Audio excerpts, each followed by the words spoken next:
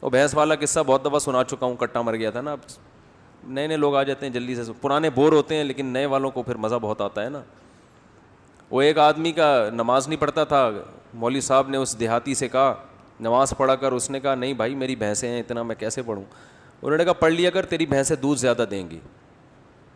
اس نے کہا چلو ٹرائی کر کے دیکھتے ہیں. فجر پڑھی تو ایک بھینس مر چکی تھی.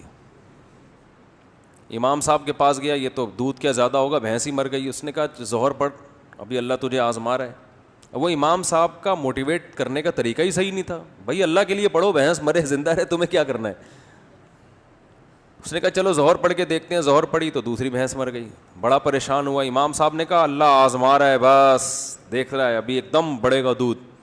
عصر پڑھی, تیسری بھینس مر گئی. مغرب پڑھی, چوتھی بھینس مر گئی. بڑا پریشان, ایک کٹا رو رہا تھا, چیخ رہا تھا بہت زیادہ. بھینس کے چھوٹے کٹے ہوتے ہیں نا, شور مچا رہا تھا. تو یہ دیہاتی اسے کہتے ہیں زیادہ شور نہیں مچار, تو خالی 2 نفل کی مار ہے.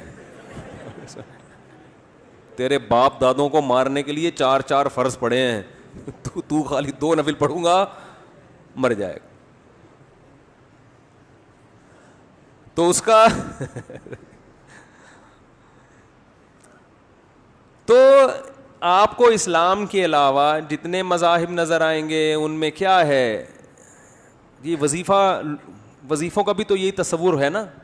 یہ والا وظیفہ پڑھ لو تو یہ والا کام ہو جائے گا, یہ والا پڑھ لو. جو مسجد میں بہت نیک نظر آئے نا, اللہ اللہ کر رہا ہے, 100% تو نہیں, لیکن غالب گمان ہے کہ اس کی کہیں شادی اٹکی ہوئی ہے, کسی پیر نے اس کو وظیفہ بتایا ہوا ہے.